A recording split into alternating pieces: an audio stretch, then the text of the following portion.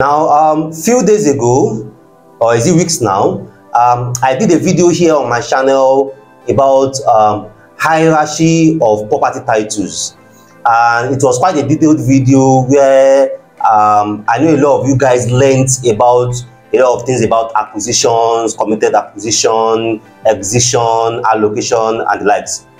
And I promised in that video that we are going to be having it in series, and we'll also be having a subsequent series, a part 2 of that series, where we talk about governor's consent, CFO, and so on. I don't want the time span to be too long before we have another part 2 or part 3 about that topic, so that you can easily follow through on this particular learning process, and the time span will not affect your understanding of these very, very important titles. So in this part 2 of hierarchy of property titles, we'll be talking about the relationship between the governor's consent and the CFO, how to obtain governor's consent, how to obtain CFO, and how to also identify if a property is eligible for governor's consent or if a property is eligible to be perfected to CFO. Now, in case you are coming across a video like this for the first time, please meet the Property Guy Property channel, and this will discuss everything real estate for first-time investors, avid investors,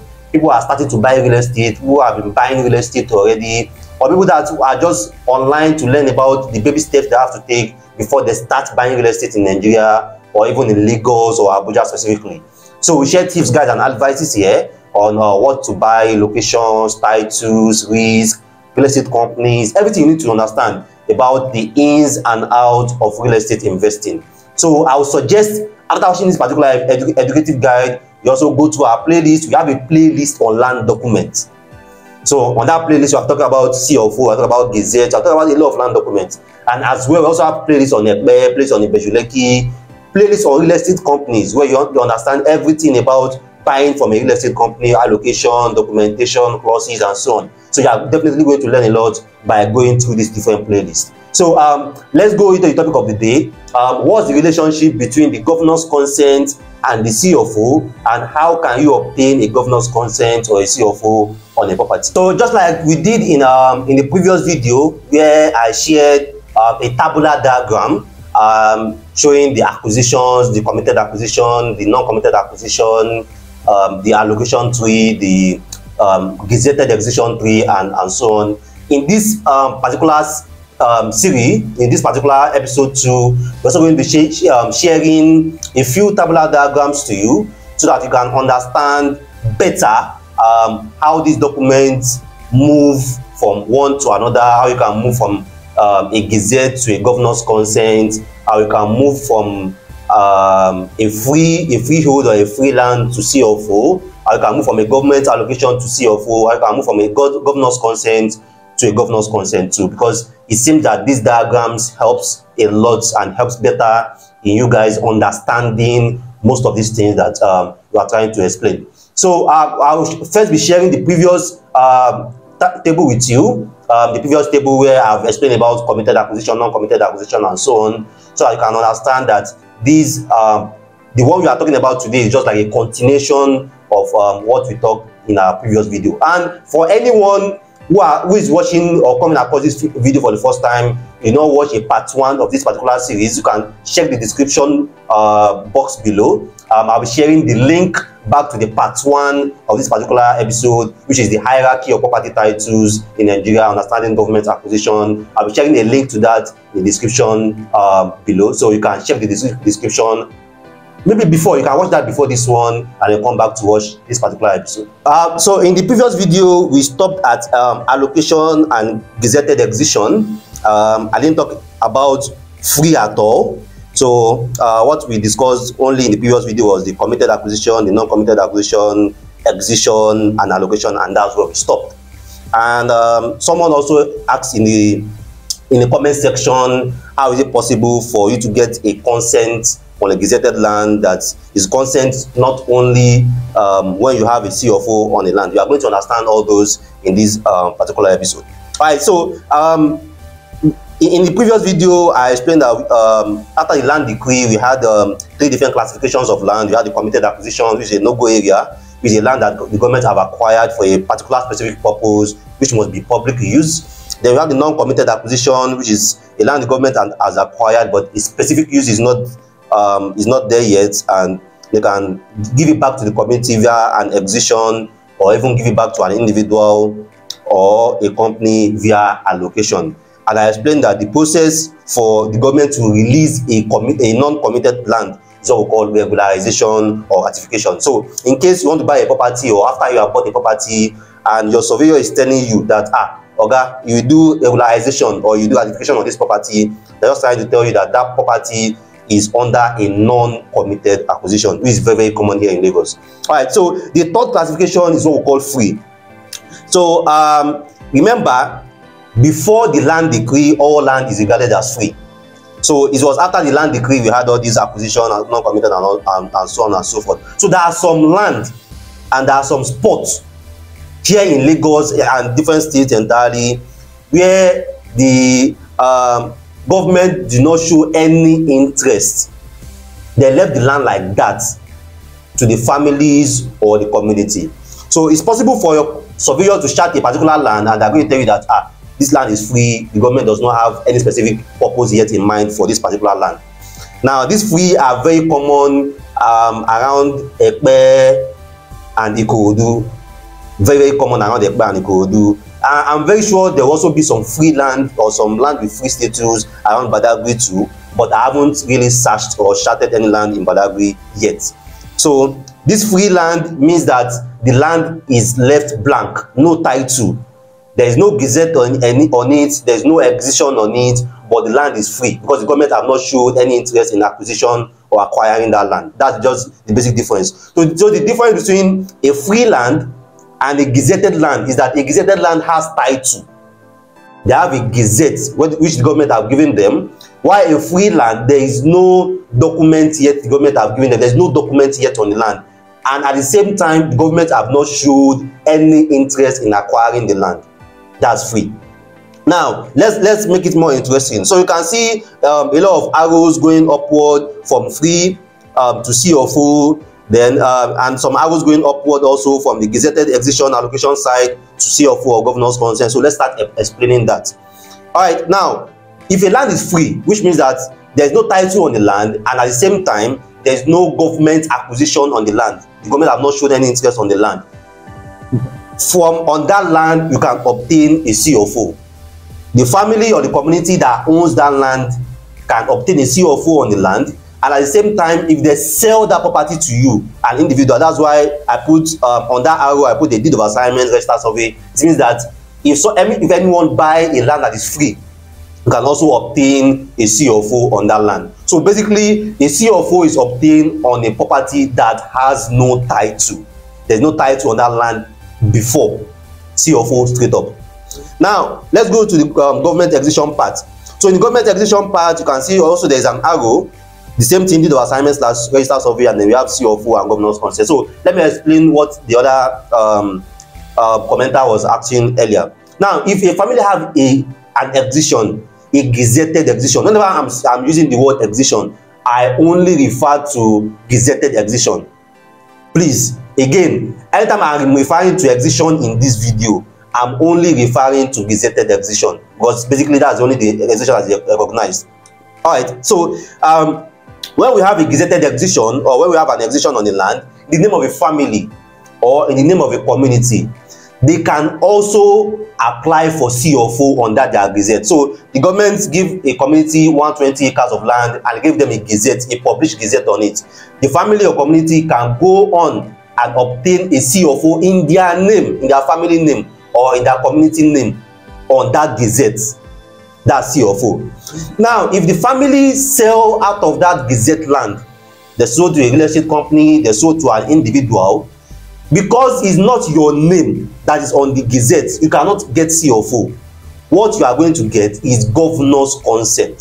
So that's why in that gazetted acquisition part, in that arrow, I put CFO and I put /governor's consent. So if a family have a gazette and are the one perfecting themselves, they get CFO.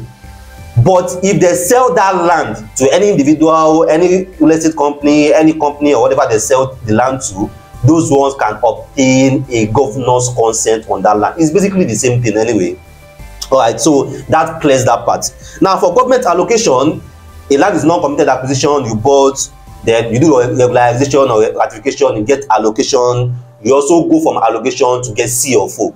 You cannot get governor's consent on allocation. You get C of O on allocation. Now I'll be sharing another table right now just to make it more interesting. All right, so we have this table. You can see that in this table is more streamlined. So we have C of O, and then we have two subcategories. We have free and we have government allocation. This is just a basic template, a rough understanding of how can the land be eligible for C of O. So the land can be eligible for C of O if it's free, no titles on the land before, free, you go for C of O straight up. And then a land can also be eligible for C of O if there is government allocation on the land. So the land is a non-committed acquisition. Someone have already applied for regularization or ratification of the land, and they have government allocation. So if you buy from that person that already have government allocation on the land, can also go for a C of O. Very, very straightforward. If you buy a land that is free, you get C of O, you can obtain C of O. And if you buy a land that is government allocation, the previous owner have applied for a government allocation, you can also get C of O. Is it understood now? All right, so let's share the second table. The second table is for governor's consent, and it gets more interesting. So governor's consent, when you buy a land that is excised, there is excision on that land. Remember, excision, I'm only referring to gazetted excision. So when there is excision on that land, you can go and obtain governor's consent. When the land already has C of O, you can also go and obtain governor's consent. And then when a land already has governor's consent, when you buy, you can also go and obtain governor's consent. I think this basically answers every question that anybody might have. If the land is already excised, you can buy, you get your deed of assignment and survey, and you apply for governor's consent, you get your governor's consent. The land has C of O already, you can buy, and with your deed of assignment and survey, you get your governor's consent.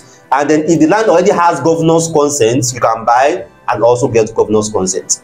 Now, one of the reasons why there are a lot of scams and there are a lot of frauds in the real estate sector or the real estate industry here in Nigeria is because a lot of land are not perfected. The land decree has a lot of flaws, but one of the very good and positive thing about the land decree is this governor's consent. The governor's consent is set up to reduce frauds, because if everyone are obtaining a governor's consent on every land purchase, it will be very, very easy to track who is the real owner of this property, who is selling this property, how has this property changed hands from so person to so person, from so person to so person, and the fraud will reduce. It's just because most of us, when we buy a land, we just get the deed, we get the survey, and we do nothing else. And that's why it's quite almost very, very difficult most times to know or to check the tree of how a particular land has changed hands from one party to another party, from one party to another party. Let me explain something about the governor's consent to you. For example, now let's say a land is free. Then someone buys the land, maybe 10 acres, buys the land from the family, then goes on to obtain a C of O on that land.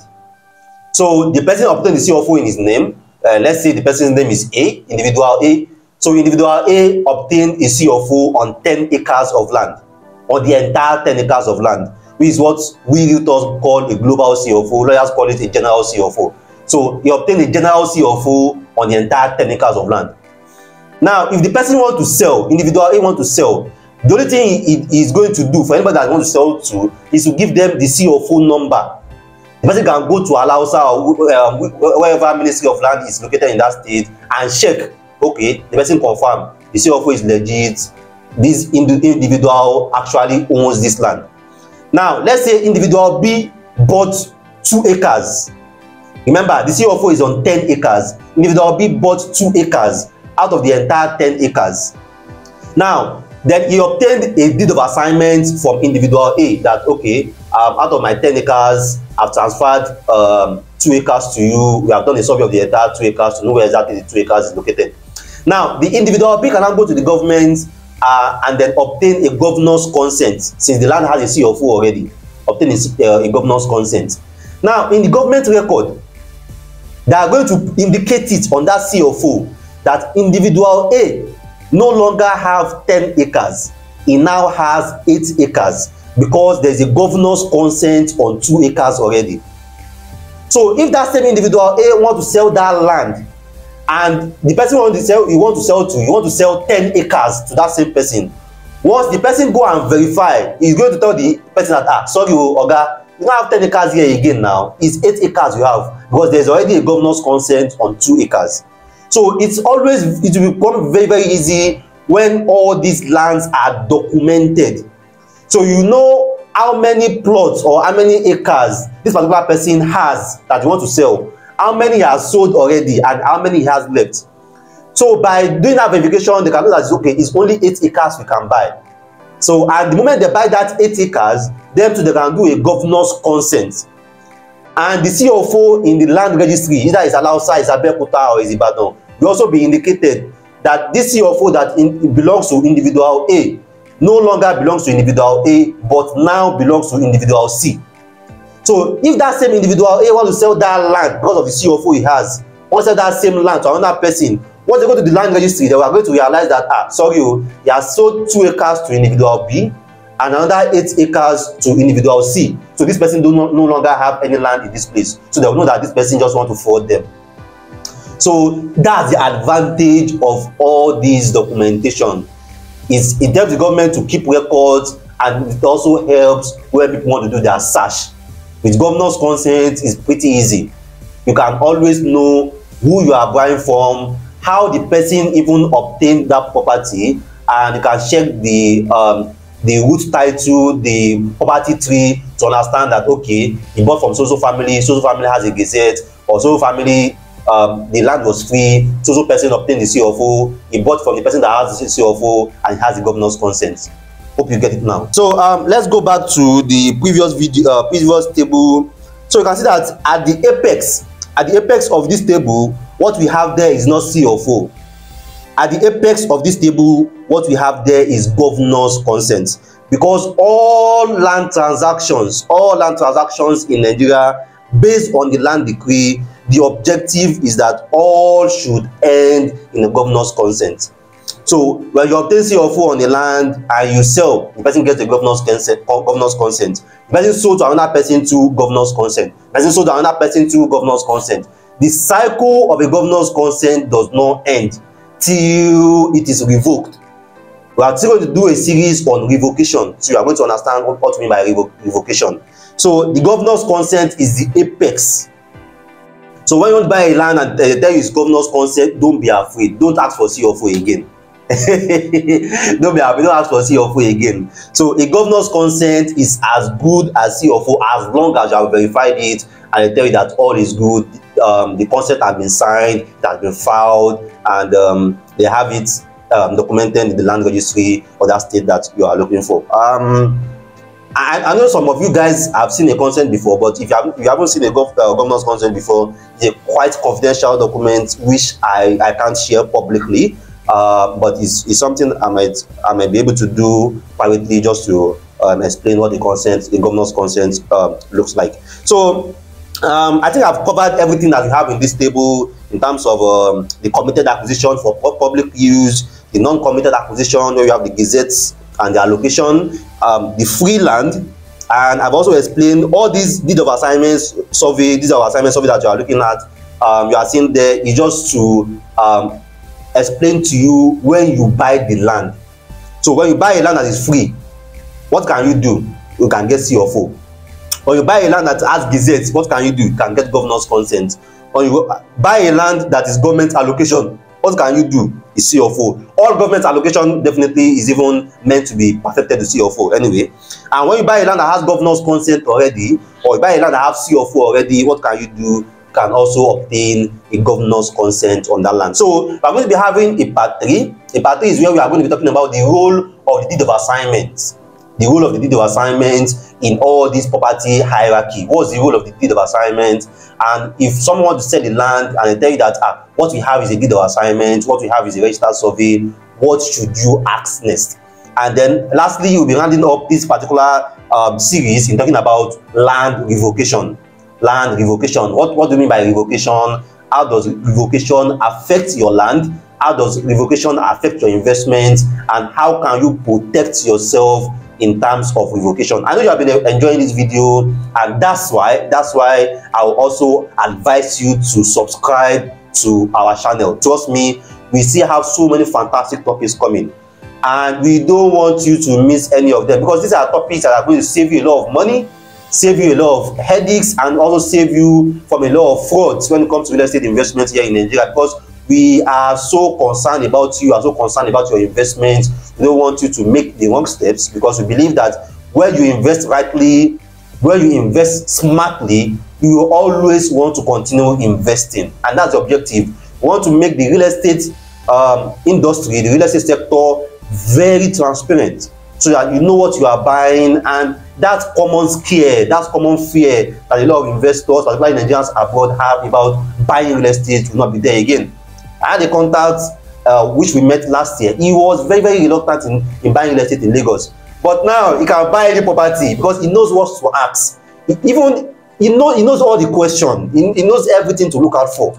So it makes life easy for me. It makes life easy for investors also, when you understand everything you need to know about investing in real estate. So you want to subscribe to this our channel, because you don't want to miss our topics. You don't want not to miss anything, any topic, any subject we put out there. And just like I said, this have a part 3 coming, this have a part 4 coming, and you don't want to miss any of these topics. So you want to subscribe, turn on your notification button, so that when we are dropping these topics, we are dropping this subject, you get it right at your mobile phone. You get notified, and you can quickly watch these videos. If you have been learning a lot from these videos, don't forget to give us a thumb like, But this shows that you appreciate the effort, you appreciate the research, you appreciate the time that we put in also providing this content, providing this information to you. As you know, more property on the planet, your property advisor, property consultant, Rabi Mustafa. Thanks once again for watching our videos, and see you next time.